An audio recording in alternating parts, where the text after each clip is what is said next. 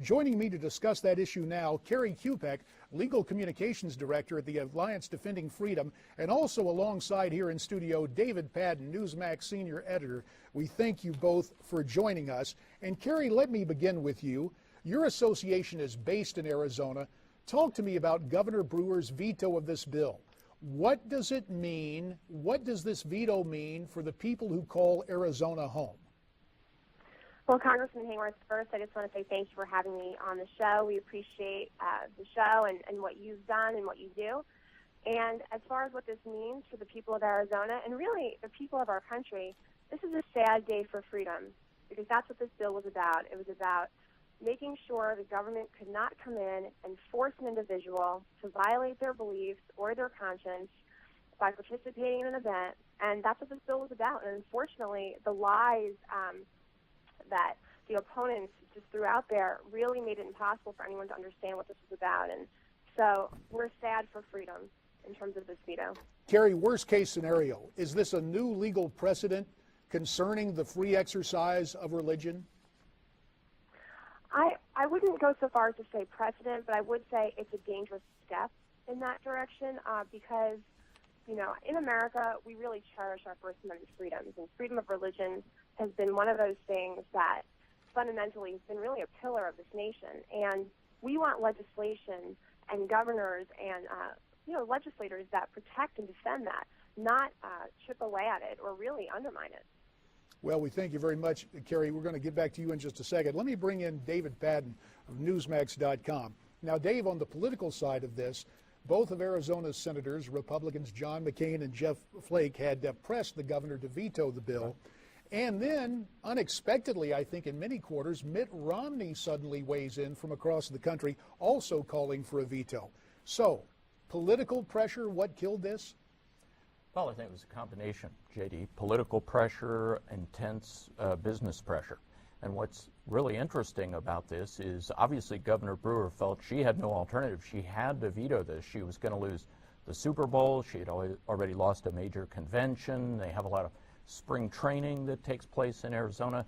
So she was looking at the prospects of taking a real economic hit as sort of a backlash. Now, it's very interesting that in just the past 2 months, we've seen now 6 states, Utah, Texas, Kentucky, Ohio, Virginia, one other state I think is in there, that have all now had federal judges that have thrown out part or all of same-sex marriage bans. So we're really looking at a trend. And as we talk about same-sex marriage, we're going to get to an announcement from Texas a bit later. Let me return to Arizona and call in again Kerri Kupec of Alliance for Defending Freedom. Now, your organization, Kerri, based in Arizona, do you envision stepping in with some sort of action here? What do you expect will happen in retrospect to drafting of the bill itself? Do you believe there could have been more precise language utilized? I'm sorry to bring the NFL into this, but I guess we have a case of, for lack of a better term, Monday morning quarterbacking. Was the legislative language clear? Has it just been distorted, misunderstood? What's at work here?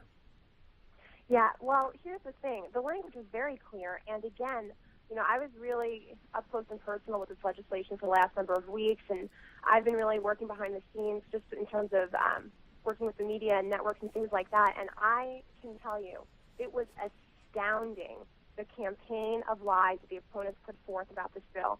I mean, the mischaracterization, and honestly, just the complete untruth as to what this bill was about was incredible. And then on top of that, anybody who actually stepped out in support of the bill was immediately vilified, was called names. We had people who stepped out who were sent hate mail, I mean legit hate mail, even death threats, and left menacing messages on their personal voicemails. It was incredible. I've never seen anything like it, and it completely stopped any kind of discussion or honest conversation that we should have been having about this bill, and that is something that we all as Americans enjoy. I mean, this is a country where we share our opinions and need to be able to honestly discuss things, and it was completely shut down by the other side, and it was a real shame because this is a good amendment to an already existing law. So from your perspective, Kerri, in essence, vitriol led to the veto. Absolutely. And, you know, the pressure that was mounted against Governor Brewer. And again, because of the lies, it was incredible to me what I was seeing go down. I've never seen anything like it. And so I really believe that the bullying that took place just really intimidated people to support it and just kind of shut the whole thing down. All right, Kerri, we're going to ask you to stick around to talk about another case, and our good friend David will be here as well. But we want you to weigh in and participate in our discussion. We'd like to hear from you. You can tweet us and treat us to your questions at Newsmax TV, hashtag America's Forum, or visit us at facebook.com/Newsmax. Send your email comments to connect@Newsmax TV.